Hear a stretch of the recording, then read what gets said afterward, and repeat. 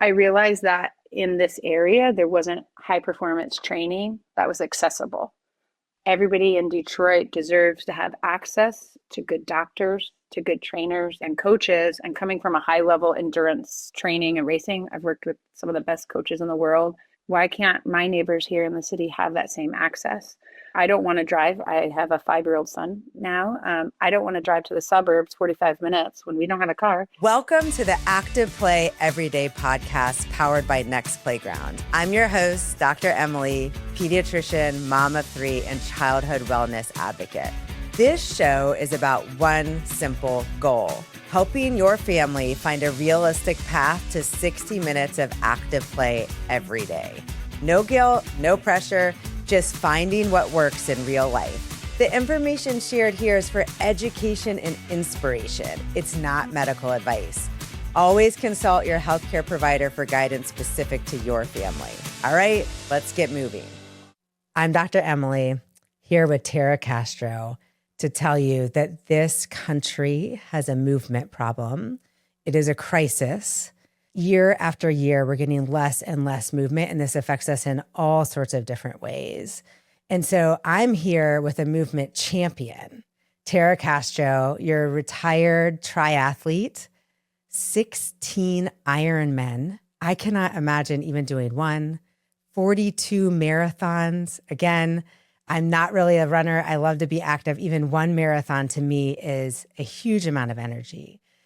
And yet, Terra, you've taken the amount of energy that one could conceptualize doing that much active movement, hard work training, and channeled it in what is really a different direction, but probably means even more to you, I'm guessing, into your community, into wellness. You have opened the Body Garage Gym in Detroit, which is a community wellness space that I would love to hear about. And let's start right out with, tell us, how do you go from retired triathlete to founder of a wellness space for your community that is changing lives every day? The common thread through all of it is joy. So I was in middle school and I fell in love with track and cross country. My parents always had us moving. We had the privilege of going and joining sports and doing all the things. And I found the most joy in swimming and biking and running. And my grandfather was a pro cyclist. I was around that environment.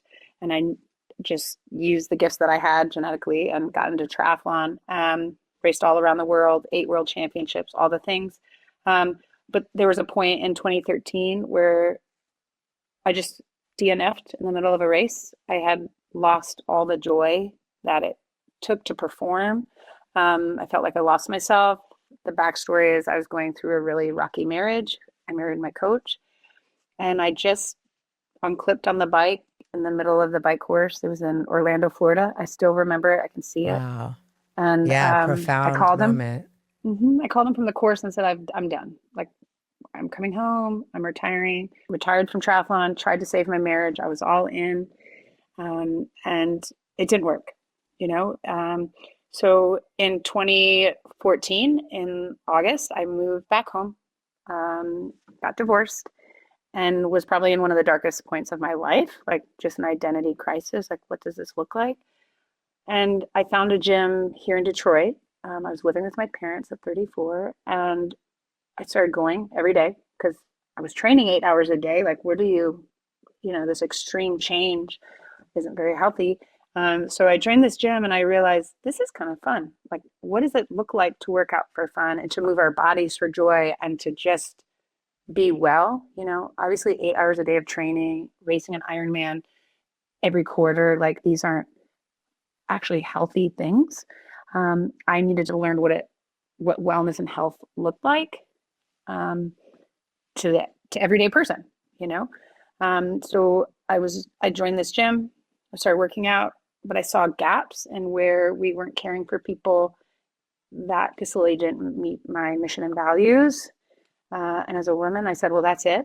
I'm going to do it myself. We popped up the next day. I left this gym. I was helping manage it for a while. I left this gym, and in 24 hours, we were popping up in my Subaru on Belle Isle, which is a state park in Detroit. And that grew Detroit Body Garage. We opened our brick and mortar a year later. because movement and community change lives. It changes lives, and it changed mine. And I rebuilt from that, and I wanted to use what I learned to help people in my community and neighborhood. Thank you for sharing. What a profound story going from, and again, like I've never trained for something. I think the longest, it was a run, not a race run I ever ran was the Broad Street Run in Philly. We used to do it every year. It's 10 miles. And that was quite a feat for me. And just to imagine in some ways, sort of the aloneness that would come from doing training for very, Ironman marathons, and especially at the level that you were at. And then sort of juxtaposing that, right? The other side of that is then you moved into this community and you saw gaps and you felt that passion to make the community whole and well, likely as you were getting more whole and well. Yeah. And so tell us, what were some of the gaps that you saw back then and that you wanted to address, starting these pop-ups as the start before you opened a brick and mortar gym? I realized that in this area, there wasn't high performance training that was accessible. Everybody in Detroit deserves to have access to good doctors, to good trainers, and and coaches. And coming from a high level endurance training and racing, I've worked with some of the best coaches in the world. Why can't my neighbors here in the city have that same access? I don't want to drive. I have a 5-year-old son now. I don't want to drive to the suburbs 45 minutes when we don't have a car to go to football practice or to see the high level trainer. We should have that here in the city. We deserve that as well. So that's kind of where I started from. And my gift is movement. I love inspiring people to move. I've been doing it since a young age. And so the connection point was community. Like, we don't have to do it alone. I spent since high school, swim, biking, and running pretty much by myself. And I didn't realize how much community impacts you and changes you for the better.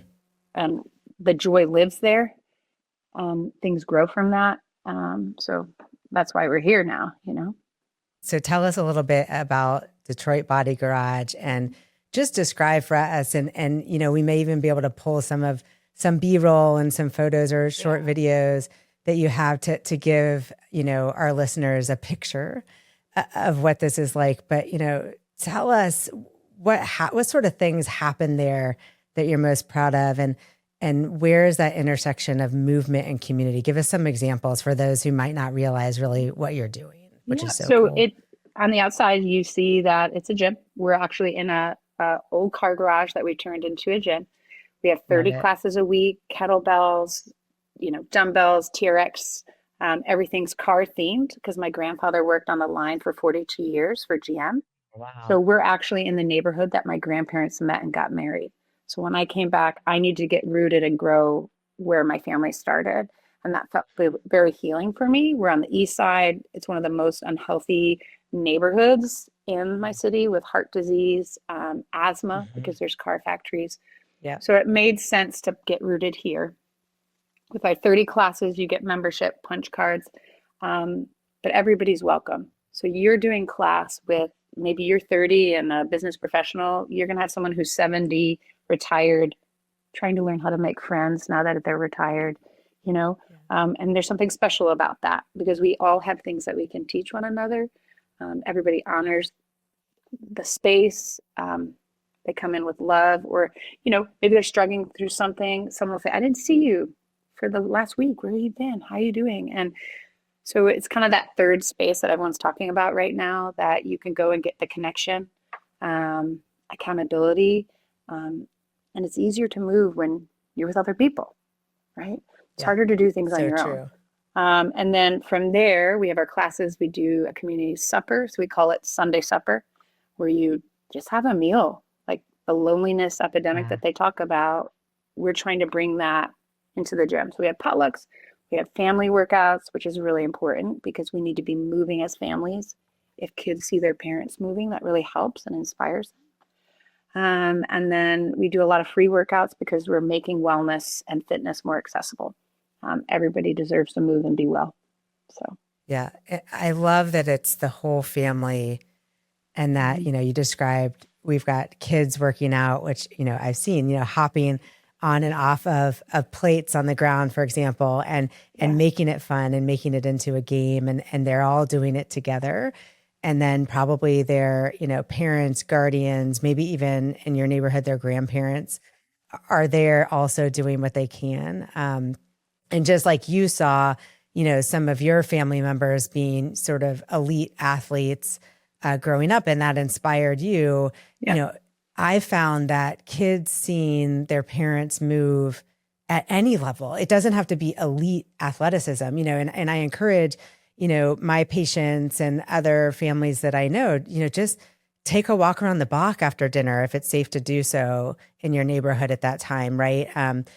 Get up off the couch and do some jumping jacks every time there's a Hmm. commercial on, whatever it is. If the family can get into it, it brings everyone along. And I think Yes. you really have tapped into that. And I think a lot of Yeah. gyms haven't yet, some certainly. But I think that there's a big solution there that Mhm. you've hit. Tell me, are there stories? Could you share any stories you could share about how you've seen people's lives change through, Yeah. becoming involved? Yeah, we've been open now almost 10 years this May. So we've experienced loss. We've seen, walk through loss with people losing a spouse or losing family members. And they feel safe to come in and be vulnerable and cry during their workout. Like, this is a safe space. You come as you are. It doesn't, you cannot, if you're having a bad day, you can just be like, they'll just be like, I don't want to talk. That's okay. I love that you feel safe to come and move and to get what you need. We've had people with cancer. We actually helped one of our close friends who's been a member for like 8 years, stage 3 colon cancer at 35. If he hadn't Wow. been moving and like talking with us and doing training, he wouldn't have caught it as Mm. quick. So doing things in community and sharing ideas and bouncing things off helps in things like that. You know, I have a client who's 80. He's retired, obviously. Emphysema. He's lost 50 pounds. He can now row for 15, almost 20 minutes straight. And that's a big Wow. deal. He's never worked out in his whole life. Because it's never too late. You can still move and be well, you know? Yeah, never too late. And I think that so much of our sort of traditional fitness sort of options in these country, traditional fitness options in this country are aimed at, sort of they cost a lot maybe. And so, if you don't have the means to join that gym or go to that, nice swanky place, then you feel like you can't have that same community that you described. Or they're aimed, just at organized sports and kids. And what I love is it almost has, um, for those who go to church, it almost has a feel what you're describing like that, that there's a just something that weaves and interconnects everyone in this community. And no matter what you're going through in life, this is a place to come move your body. And we already know what that does to your brain and the science, right? And you've built something really beautiful. How would you tell someone listening who has, I don't know, maybe a more traditional CrossFit gym or some other type of space that is inspired and wants to open this up more to the community as a lever for community change, as a lever for community wellness? What would you tell them? How could they approach making that shift, say, if they're a gym owner who's listening? If they're a gym owner, you know, one, talk to your community, what their needs are, because I think we can just like decide, well, this is what we need to be doing, but really diving deep into what are the needs here. We have a new community board because some of us are going more analog and we have needs and wants and so we can check in. So, do we have a bunch of moms in the gym? Do they need support? That's kind of where this all started. We had the community, but I noticed that moms weren't coming to workouts because they couldn't find babysitters. So we started Yeah. a class called Firebirds, and the kids, I'm not babysitting your kids. They're moving and kind of carrying things around and That's great. running around while you're doing the workout because they need to start learning that movement's normal. So, Yeah. bridging the gap, you see something that's needed. Like I noticed that people were wanting to socialize, but they didn't know how to organize it. So we started potlucks, and then now we have friendships. We have people from the gym who go out and have happy hour together and they organize it on their own. But it's just like connecting the dots for people because people are tired. The world's really heavy right now. So like creating that space where things can grow out of. I always say it's like a church, like I took the things, I grew up in the church that worked really well, and put it in a safe space where all people are welcome. Yeah. And, one of the things I often say is, movement isn't extra, it's essential, right? And so Hmm. you've Hmm. woven movement into this idea of community and wellness. And that's really how it needs to be, Yeah. where I feel like in our society, movement sometimes is sterilized out of our process, right? We get in a car, we drive from point A to point B.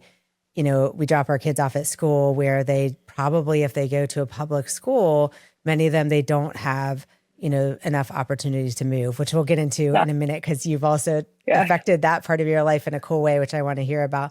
The Active Play Everyday podcast is about trying to inspire others and give these ideas of how do we shift that back? How do we integrate movement back into every part of our life?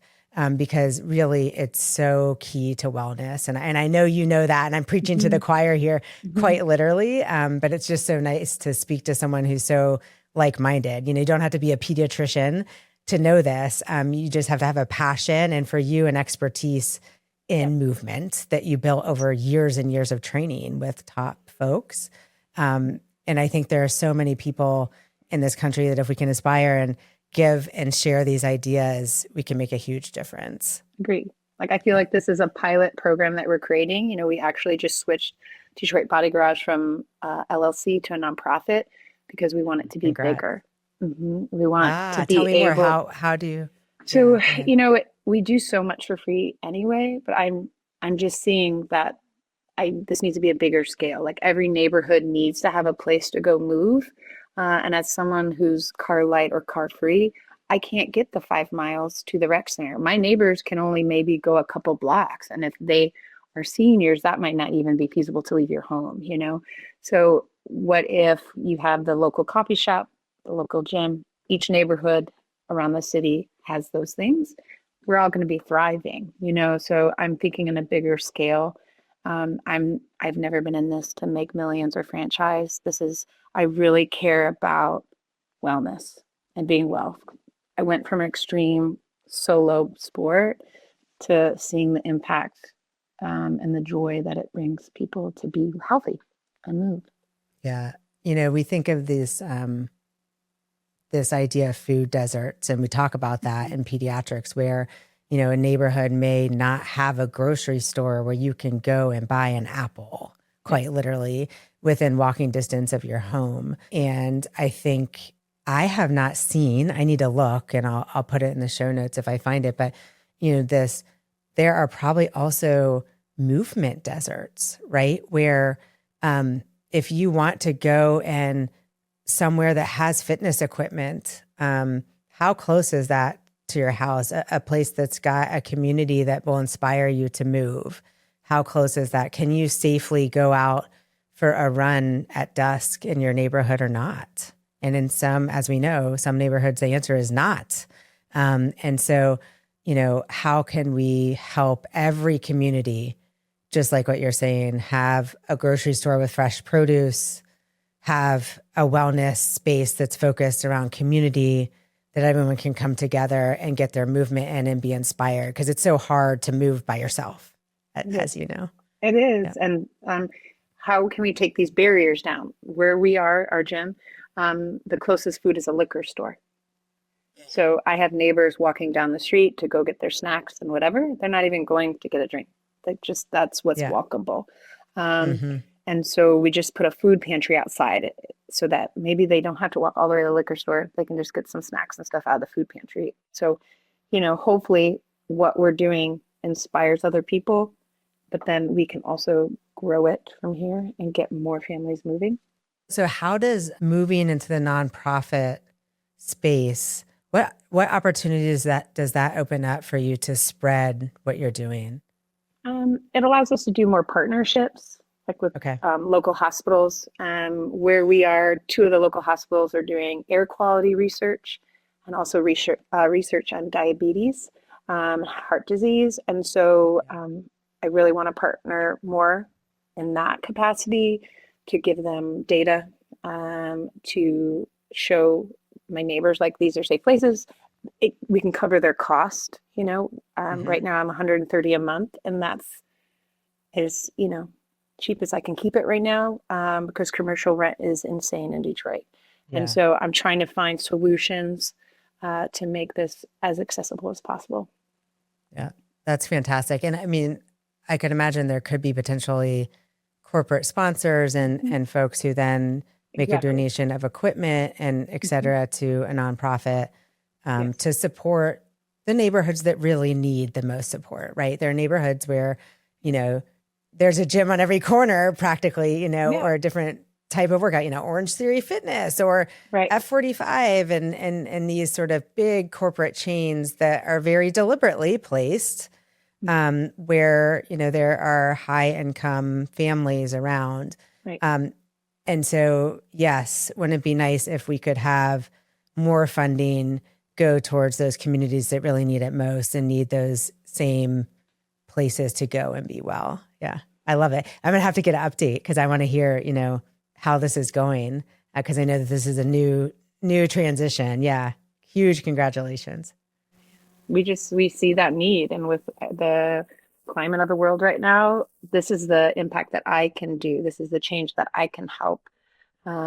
This is how I can love my neighbor more. Um, it's just really that simple. But we make it so complicated, and we make working out and training so complicated. And I live so much of that of my life. And now the joy of having a dance party with my son and running around and playing tag, and wrestling, and that counts as movement. Like that's a workout. Absolutely. You might have to work Absolutely out in your does. pajamas to get something in. Yeah. That's better Yeah. than nothing, So 100%. it's switching our mindset and giving people permission that that's enough, you know? At Active Play Every Day, we talk a lot about why movement matters for kids' bodies, brains, and emotional health. That's why we're so grateful to have Next Playground as a partner of the show. Next Playground is an active play gaming system designed to get kids moving indoors, using their whole bodies to dance, jump, fly, and laugh. It turns everyday space into a place for meaningful and joyful play, the kind of play that supports development and helps kids get the activity they need. Learn more about Next Playground at nextplayground.com. I want to talk to you about recess, and I'll give you some background. So my kids, also go to a public school and love it. I love, all the teachers there. But one of the challenges is they get 25 minutes, I believe, of recess. When it rains, thankfully it doesn't snow too much here, but I know it does in Detroit. It and does. It's colder than here. Yeah. They have indoor recess, which I asked my son, who really needs a lot of movement to be regulated. As you mentioned, this idea of dysregulation, which as pediatricians, we know full and well about. What'd you do for indoor recess? And he says, well, I played a board game. So one of the other podcasts that we've already posted is with Paul Travers, who's a principal who actually integrated movement throughout the entire school day and was able to, it's incredible. You got kids doing, jumping on and off of plyo boxes, practicing their multiplication tables. And then he's got these indoor recess labs that you can go to when it needs to be indoor. This is a public school, but it took a leader at that school to decide that this is how he wanted to spend his energy and his passion, and he was able to do it. So it was really fun to talk to him. But my school's not there yet. Our public school is not there yet. Sounds like yours may not be yet either.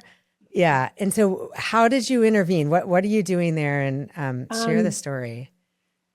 So my son goes to a public school here in Detroit, a mile from our house, so we can ride. I believe in public school. I want to participate in that conversation. And I just noticed my son was coming home and he was like wild, like off the charts. And we own a gym. He goes to the gym before school. I help him regulate his body. But I noticed parents coming out and picking up their kids crying, like everyone, it's just a bit of a mess, And I was like, well, one way I can help is, can I step in and do something like recess? And his teacher said yes. So my son's in kindergarten and I take the two classes. indoors to one of the gym. It's a little mayhem, but you can see the kids just like decompress, even if they just get to run around and be crazy. They need to move their bodies. It's going to affect their testing scores, like their ability to focus in class. I noticed last week I went in, they can go outside, it's been a little warmer, or they can go outside, it's been a little warmer. The school's quieter.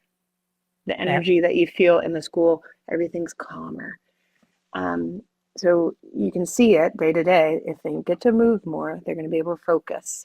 So I do gym every Friday. I'd love to do more, hence like the nonprofit, getting funding and grants so we can bless our school that we participate in and maybe make it bigger. I think we have like 110 schools in Detroit, public schools, creating programs so that kids move more. They do have sports. We do have a swimming pool that has yet to be fixed at our school. But it's manpower and creating that space in the schedule, you know? Yep. So. And how do you, when you go in on Fridays, what sort of things do you do with the kids? You know, what opportunity do they have that maybe they didn't before you started going on Fridays? You know, they were going to, prior to me coming on Fridays, if it's rainy or gross or cold, they were just going to sit in the cafeteria and maybe watching a show. Okay. And my kid doesn't need same any thing more as screen playing time. a board game. For recess like, with my son and not helpful, right? And you're going to have kids acting out and just, it's loud. Kids are getting overstimulated. So I run it just like I run it at the gym. It's the same protocol. We do some movement prep, jumping jacks, shake your sillies out. No one touch each other's body because we're little. Yes. You know, some ground rules to start. Yes. But then we know the science of like jumping, doing some spinning, crawling, cross pattern, like keeping it simple. We're all going to be different animals. Great. It's maybe 30 minutes. That's all they can focus on. But it's enough to help the rest of the day be a lot calmer. And maybe that brings a little extra joy. And they go home and they're like, I learned how to do a burpee today. Their parents and they like, share it with their parents. Right. You That's know, long term, I would love to see like family workouts incorporated where the families can come to the gym and or the school and we can use that bigger space. So I'm just planting the seed, just like the gym, on how can I impact more families. And that's participating at the schools.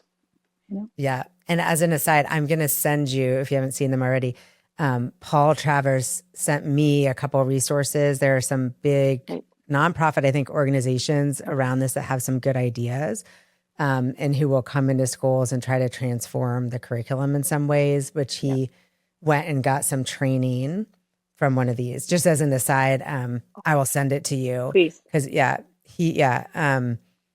and he, I mean, he's an amazing guy too. If you ever want to talk to him, watch the podcast if you haven't. I will. I think you'll enjoy it. Yeah.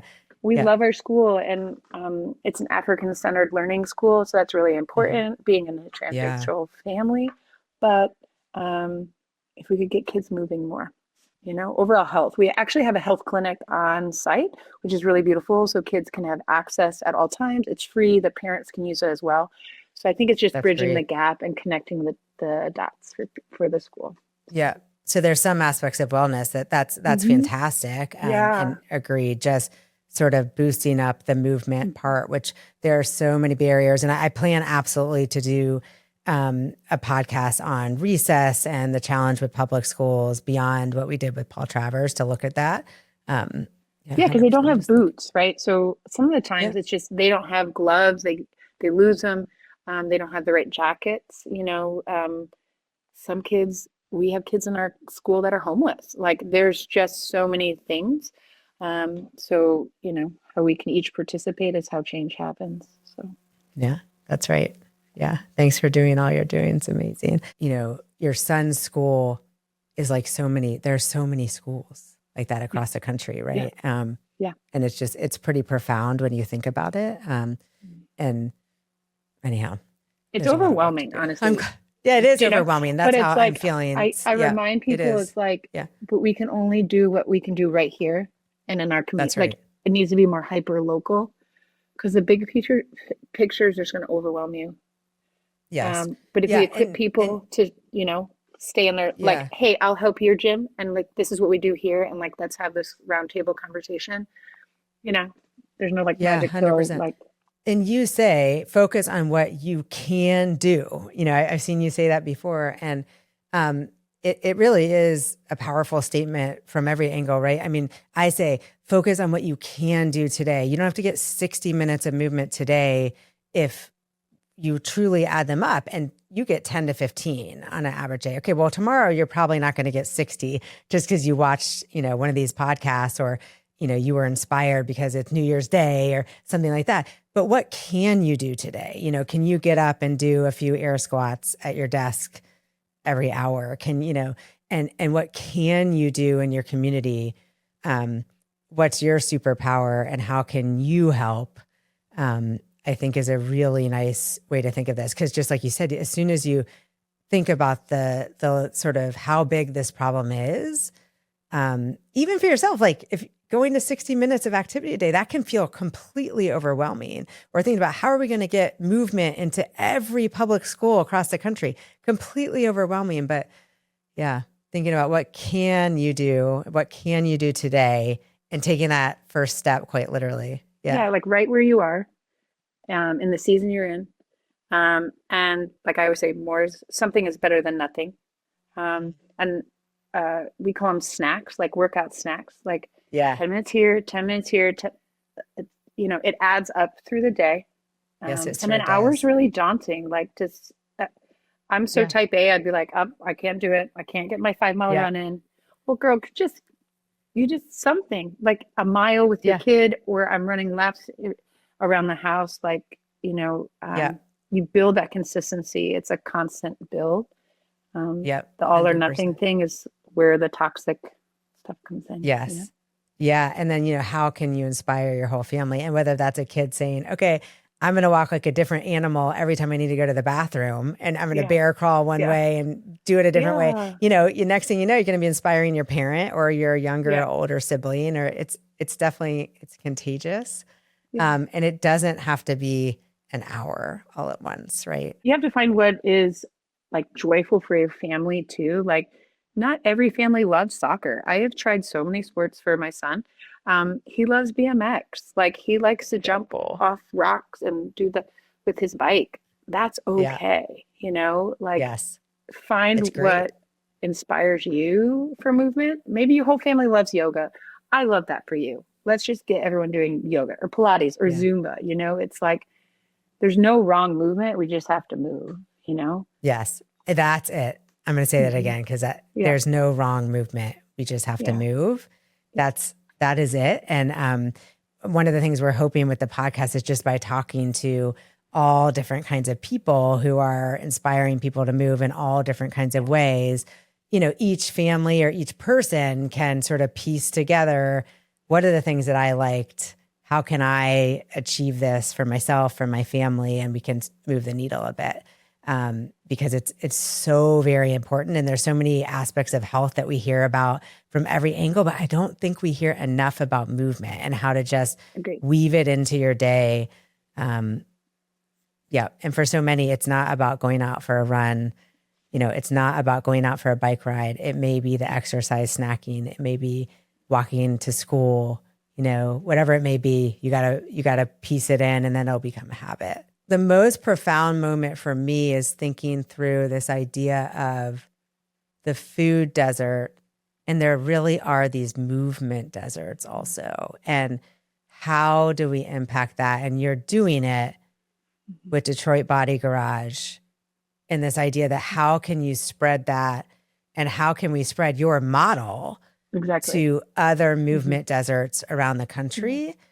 Because it's inspired so much wellness and so many people. I mean, you describe kids all the way up to, 70, 80-year-old seniors who may not have moved meaningfully in years, but it's never too late, as you said. And so we're going to follow your story. And who knows, you may be, hopefully you'll be back and you can say, okay, this is how this is developing. And so others can think about how to address this the best way in their community. It's just being like, I shared a video the other day on Instagram. It's like thoughtful development and being conscious of the needs of the neighborhood, versus developers coming in. And what happens here in Detroit is they just flip things and they sit on properties, and properties are rotting. And it's like, well, no, there are people who actually like are doing good work that if that space was available to them, it could totally change families for good. Yes. It'd give them access to things like a grocery Yeah. store. Our nearest Hmm. grocery store is 4 miles away. Wow. Yeah. Um, And I know that so, you went car free, right? hmm You have a hmm cargo bike, We had a cargo bike I which, turn. And yeah. the only problem is my son is a biking machine and wants to ride his own Uh-huh. bike. So in the dark at 5:30 in the morning, that's kind of difficult. My son's also Yeah. 4'3" and he's 5. And he's Uh, about like a size 3 shoe. He's like 70 pounds Yeah. almost. So we're talking big kid, like he's going to be 6'6". Yeah. So sitting on the turn is kind of, um, Yes. and so having access, like I've lived all the things. We've been on food stamp. We're still on Medicaid. Like walking through these broken systems has really equipped me to be more Mm. thoughtful in what we do at the gym, and seeing the bigger picture of model design so that we can do this in other areas. It's important. Yeah. And I think your voice is so important because, I think about, are there people like you who have had the life experience you've had that really has positioned you to understand these things, right? You were an athlete yourself. You've also been on food stamps, you shared. And so, you know, thinking about what does my community need and knowing and being able to detect what that is a skill based on, your history and experience that not everyone would have. And so thinking through, how do you find either that person in a different community, or how do you educate folks who may not have had your same experiences so that they can, connect with the communities that they want to help, is going to be really important. Yeah. Equipping people, right? The coaches we've had on staff have been with us for 11 years, 3 of them since before we were open. And I think that speaks to just the love and the care that we provide. One of my big things is community care. And what does that look like? And it's loving the people that are around you. And we do it through movement. So Yeah. And no better way in my mind, but it's clearly I'm biased. a lover of movement, and just once you integrate it into your life, you see all the ways that it can create wellness and affect everything. All right. So let's try the active play prescription. And so maybe, for today, I think it's probably an active play prescription for the community, right? So what if every pediatrician could write an active play prescription to, those in politics or those in their local government or the leaders in their community, to say, this is how we should look at active play, at movement in our community. These are things we can do to start to shift that needle away from sedentary behavior and towards movement and building community. What could we say to them? What do you think would be most useful or powerful? I think you need to go to the neighborhoods, like Yeah. actually get involved in the neighborhood. I would ask them, their prescription would be to go for a walk, and to Yes. talk Go to for a walk. and Yes. to actually Observe. experience it until you walk through the east side of Detroit or ride through it. You don't know what it's like. And I think going for a walk and then talking to your neighbors, like that's wellness connection, Yeah. so that you know what people need. Um, Asking someone to join you, that's the community care part. Yeah. And I think also looking for the people who are doing the work, right? Yeah. So looking for Yeah. you when you were just starting in the park before you Yes. had the Detroit Body Gym, brick and mortar, and supporting those people who are trying to make change in their own community.